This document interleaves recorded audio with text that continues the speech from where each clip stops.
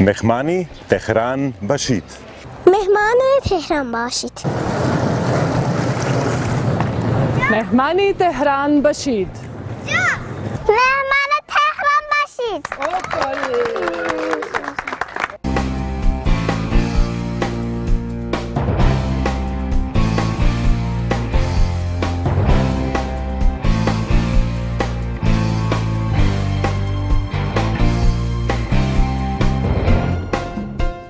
کمپی که ما هستیم شاید لحاظ ورزشی و از لحاظ سرگرمی امکانات خوبی داشته و خودمان باور نمی‌کردیم که به این شکل از مسافرین پذیرایی بشه و چادرهایی که در اینجا تهیه شده که از گرمایش خاصی برخوردار بوده و خودمان هم تا این حد انتظار نداشتیم از ما پذیرایی بشه. واقعا از همه مسئولین سپاسگزاریم. امکاناتی که اینجا به ما دادن خیلی در حد بسیار خوبی بوده. هم پزشک دارن، هم امکاناتی به اصطلاح از نظر هواش و گرمایشش و بعد امکانات برای شستشو، بهداشت و نظافت، امکانات خیلی خوبی اینجا. هم تلویزیون به اصطلاح امکانات خوبی در اینجا در اختیار ما قرار دادن. ما که راه افتادیم مثلا تهران اصلا فکر نمی‌کردیم اینجوری امکاناتی باشه. هم به لحاظ اینکه ورزشیش هم امنیتش بالا بود. کارتایی که بهمون دادن، کارتایی که بلیت مترو رایگان بوده، سینمای نیم‌بها بود. بعد اینجا هم که دیگه خیلی دیگه از لحاظ نمازخونه و همه چیزش خوب بود. سجاده دادن به لحاظ نماز و امکانات هم که خیلی عالی بود. همونجوری که اینجا گرفتین کارمنداشون هم خیلی آدمای با اخلاق و خیلی هم خوب بود.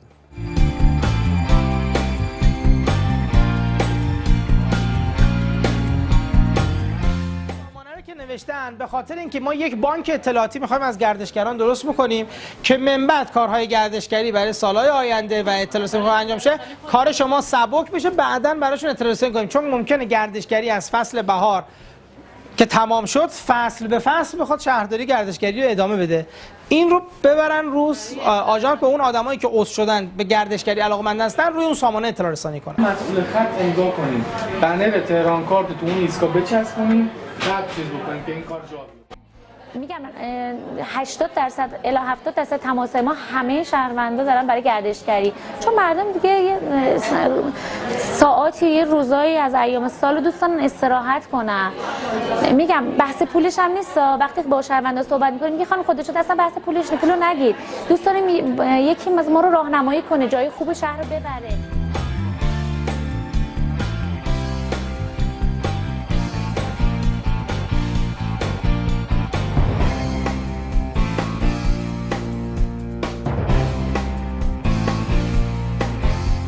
مشهد مقدس اومدیم و با تور اومدیم چشم علی و خیلی جای جالب و با صفای قشنگی از همشهری‌ها تقاضا میکنه اومدن حتما بیان دیدن چشم علی. واقعا جای دیدنی جالبی.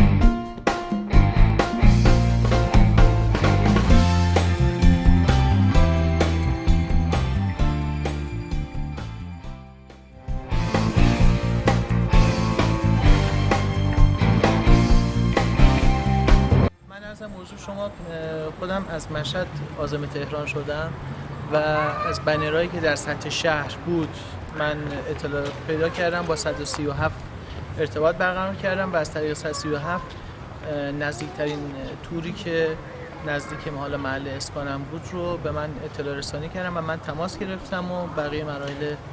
الان چند روز تشریف آوردین تهران؟ من تقریبا 5-6 روز میشه اومدم.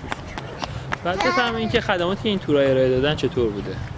اصلا موضوع شما که خوب بوده، در حدی که بالاخره حالا انتظار میرفت. ورودی تهران وارد که می‌خواستیم بشیم از همین کاغذهای تبلیغاتی، از همین کانکس‌های تبلیغاتی کاغذ دادن، نقشه‌های اینا روش بود. بعد اونو 137 روش نوشته بود، تماس گرفتیم، البته جاش هم مشخص. باز اونها یه شماره دیگه به ما دادن که با این تور گردشگری آشنا شدیم و داخل تهران گشتیم. از طریق آگهی که فکر کنم تو خیابون بود که نمیشه که با 137 تماس بگیرید، با 137 تماس گرفتیم.